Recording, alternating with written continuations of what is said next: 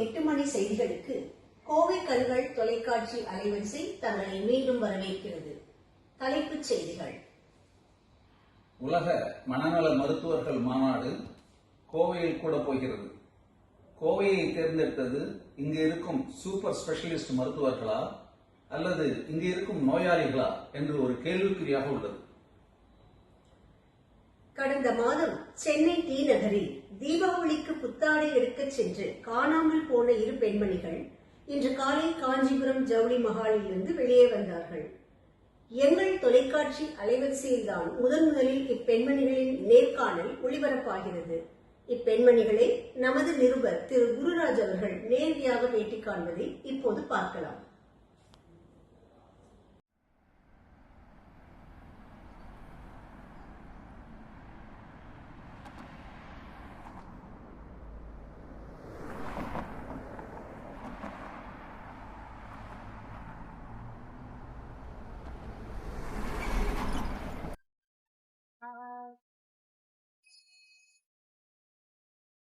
வணக்கம். வணக்கம். வணக்கம்.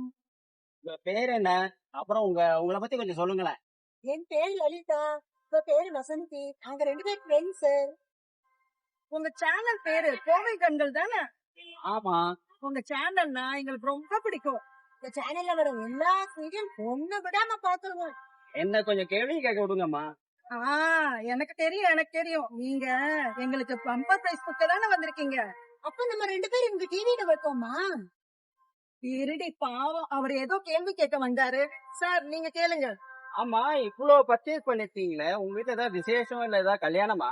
இல்ல தம்பி, தீபாவளிக்கு தான் கடையா ஏறி இறங்கி வாங்கியிருக்கோம் எல்லாம். நாங்க 2 பேரும் சேர்ந்து ஷாப்பிங் பண்ண ஆரம்பிச்சா நாங்க எங்களையே மறந்துடுவோம். ஆமா, உங்களை மட்டுமா மறந்தீங்க, உங்க குடும்பத்தையே மறந்துட்டீங்க. அவரோட விஷயம் போன் பண்ணி டிஸ்டர்ப் பண்ணுவாங்கன்னு நாங்க போனையும் வீட்லயே வச்சுட்டு வந்துட்டோம். ஆமா, இன்னைக்கு என்ன தேதி தெரியுமா உங்களுக்கு? அப்புறம் நீங்க எங்க இருக்கீங்கன்னாலும் தெரியுமா உங்களுக்கு? ஏன் எதுக்கு கேக்குறீங்க? நாங்க டி நகர்ல தானே இருக்கோம். இன்னைக்கு தேதி வந்து நவம்பர் 1. நீங்க இப்ப காஞ்சிபுரத்துல இருக்கீங்க. அப்புறம் உங்களை குடும்பமே உங்க வளபோது தேடிக்கிட்டு. என்னது காஞ்சிபுரமா? தீபாவளி முடிஞ்சு 10 நாள் ஆச்சா? ஐயோ, வாங்கினதெல்லாம் எனக்கு தலையே சோடா வாங்கிவாங்களே, அப்ப சேனல் மேல கேஸ் போட்டு போறாங்க. ஆள விடுங்கடா சாமி. காஞ்சிபுரத்திலிருந்து குருராஜ் மற்றும் கேமராமேன் விஜய். நன்றி திரு குருராஜ் மற்றும் விஜய் அவர்களே. புதுடெல்லியில் தெருநாய்களுக்காக போராடிய தாரகா தேவி ஒரு தெருநாயால் தாக்கப்பட்டு துக்காராம் மருத்துவமனையில் சேர்க்கப்பட்டுள்ளார். சைனாவை சேர்ந்த 6 மாத குழந்தை தவழ்ந்து கொண்டே டேபிள் டென்னிஸ் ஆடி வருவது அனைவரின் கவனத்தையும் ஈர்த்துள்ளது. அதனை அடுத்து வரும் ஒலிம்பிக்ஸ் போட்டிக்கு அனுப்ப போவதாகவும் தங்கம் வெல்லும் வாய்ப்பு அதிகம் உள்ளதாகவும் பயிற்சியாளர் திரு லீ சின்சு கூறியுள்ளார்.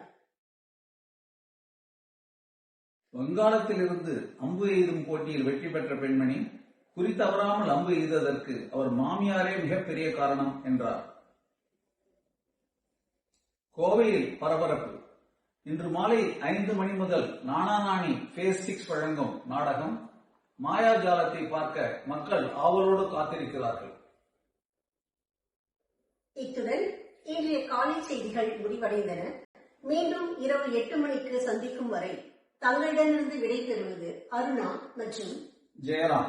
செய்திகளை உடனுக்குடன் அறிய எங்கள் தொலைக்காட்சி அலைவரிசையின் இணையதளத்தோடு இணைந்திருங்கள். வணக்கம். வணக்கம்.